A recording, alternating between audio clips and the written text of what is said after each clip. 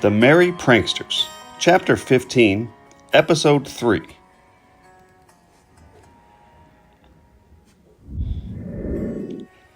Guys, you're not going to believe this. I say, holding up both hands neutrally, alternating eye contact to ensure I have their attention. But it's true. Eventually they come around, and when they do, we try to make a plan that will at least not make this dastardly situation worse. For now, the only thing we can agree upon is to start picking up the pieces. While Dickie tries to salvage some of the equipment, I fill a trash bag with torn bits of fine Italian leather and shredded dreams and walk it out to the back. When I return, all the remaining air in my lungs is sucked out of me by the green outline of two figures, standing, taking in every shard of glass littering the floor. Valerie holds Blair's hand as they nestle, reading the femme fatale exclamation scribed across the wall, while Hank tries to improvise a crude yet plausible narrative about a couple of groupies he met through Horace. Walking past me, he hands me the bottle with a woeful look that begs, "Sorry, bud, I tried." I work up enough courage to raise my head to face them, but once Valerie turns around to meet my eyes with a vacant gaze, my composure melts away. Her eyes, red and swollen, follow the crack in the wall stemming from the sterling silver Chinese star like an infected wound, around to meet me until Val and I stand alone, wondering who will break this silent spell. "Who is she?" Valerie asks first, fighting back a raging flood of tears. "Who are they?" Well, I'm stammering. "Hank, what did you say their names were? Ginger and, I don't know. We never really knew them." I try to keep up the cover, but I just can't pull it off. I'm distracted by the crack in the wall that is webbing out like a shattered windshield, and the dark curtains that have begun tearing in two. She sniffs, wiping away a solitary rolling tear. "I actually am trying to have a conversation with you." She laughs a quaint laugh that means the opposite of a laugh while gripping her white scarf tightly, her hair gently resting on her shoulders as if she were a petrified stone statue. I decide to suck it up and accept whatever arrows she wants to pierce me with. Bracing for an emotional holocaust, as I stand there with my knees quaking, I can't help but welcome the dusting of relief that comes with unconditional surrender. "I'm trying to gauge how much humanity is still left in you." Wearing a dark gray V-neck sweater, Val's white satin kerchief hugs her neck tightly as she strokes its soft tassels like a security blanket. "You are truly lost. You were brought into this world with a powerful connection to the Great Spirit. That connection is what has always brought us together, but you've shied away from it for so long. You don't even recognize its beauty anymore. You see it only as a curse, something evil that's being done to you, not something you're participating in." I can feel my eyes burning with a strange curiosity, still and tense. I'm looking at Valerie, watching her thoughts gather like the words of a poem she'd always wanted to write, one waiting to violently explode like a geyser. What she said was not a lie, but there's another way to look at this that only someone who is intentionally blind would omit. I start to offer a different perspective, saying, "Baby, look." The sting following her slap sounded like a firecracker detonating on my face. With her lip quivering, she manages to say, "Don't fucking baby me. I am not your baby." Her hands held out defensively, both index finger extended sharply like two lightning rods. "You're not just sleeping with somebody else. You're cheating on her, too. What the hell does that make me? How many secret lives are you leading?" I did not argue. I just stood there, allowing my cheek to burn and watching as her face grew oddly tense. Her features hardened, making her appear older.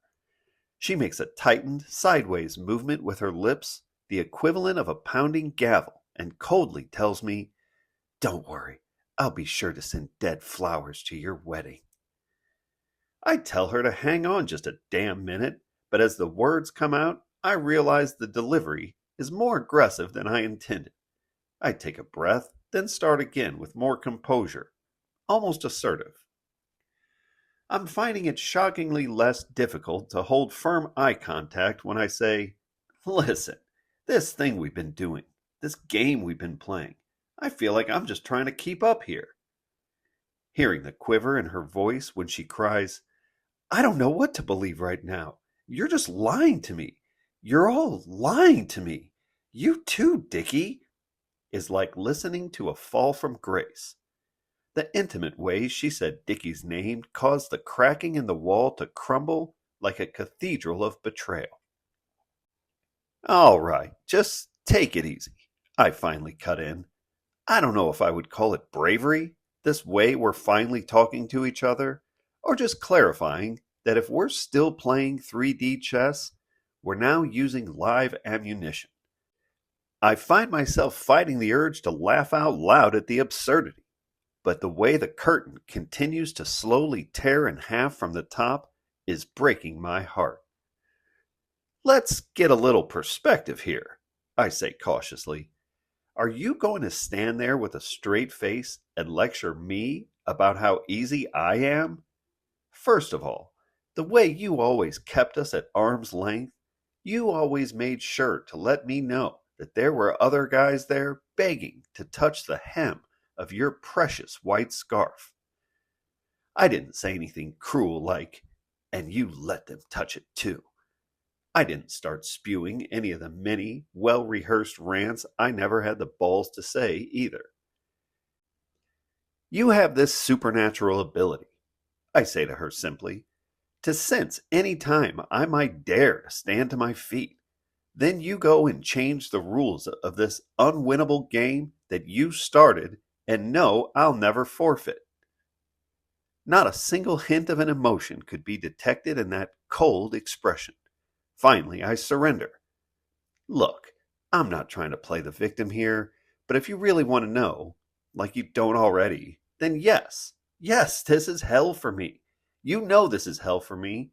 And another thing I think you know is that I wish it was worse." She smiled an amused, melancholy smile as her eyes became weary and her hair grew more coarse. She took my hand and pressed it to her lips, shaking her head as if to reject my confession. A distance grew between our eyes, and an uncomfortable look appeared, like her face was softening, yet her skin grew hard. In an unfamiliar, grainy voice, she said, "I tried to warn you.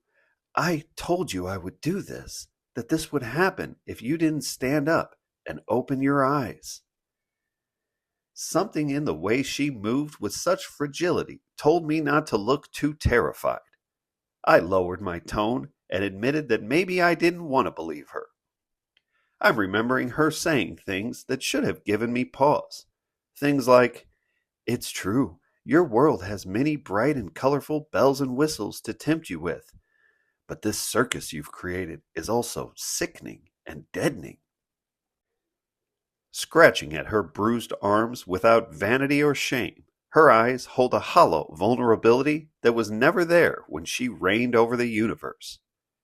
She carried herself as if she was an omnipotent enchantress of the human spirit, and contrary to everything I knew as professed reality, I believed that she believed that her aim was true.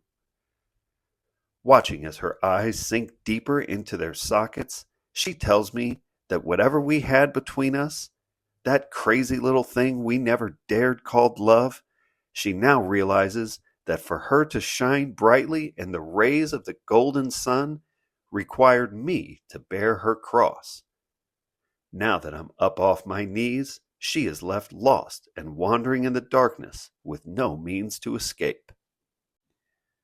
She says faintly, barely able to cough, as if the power to draw a breath is becoming a burden she cannot carry. "I don't know. Maybe you thought I was strong. She scoffs. Hell, maybe you thought it was this. She holds out both of her frail arms full of deep holes and purple track marks. But the truth is, I'm not strong. I'm not strong enough for your world. In fact, I think it's killing me. If I had to draw my strength off of your blood, that does not make me strong. That makes me a vampire. My eyes welling with tears, I ask her, do you understand what you're saying? As the blood drained her complexion, she was fading before my eyes. She answered a moment too late, and now it was I who took her hand in mine, and I kissed it. I pulled her forward, then I pulled the length of her body and the soft white ribbon, and I held her, pressing my lips to her sunken face. In her ear, I softly whisper, I know that you're strong. I know you have the strength to not let this world tear you apart. But you did. You did let it tear you apart. You felt all its joy, but you also took in all its pain. I should have been big enough to protect you from it. For that, I will always be sorry. Casting out all the remaining voices in my head, I inhaled a deep breath. But I may not always be this small, and you may not always be this fragile. Gently smelling the patchouli in her hair, I allow the breath to seep slowly out. What if I can grow into something bigger? Watching her eyes fade away, I say, you know, I always thought we were playing the same game. Not the world's cruel game, but playing our own game, playing by our own rules. But it turns out some rules aren't ours to make, and you can only bend them so far before they snap into pieces. I feel the earth shaking the foundation beneath me. The crack in the wall stemming from that Chinese star begins trembling until it comes crumbling down before us. Valerie's eyes begin to flutter, and as she struggles to stand, become almost transparent. I reach out for her, but Blair is the one who catches her as vases fall from the shelf and the window curtains tear completely in two and come crashing down. Blair wraps her arms around Valerie's shoulder easily and pivots to lead her out before the sky begins to weep. Standing in the doorway, the daylight casts a glowing aura around her dark outline. She turns back, and her faceless silhouette speaks out to me. Don't forget to put roses on my grave.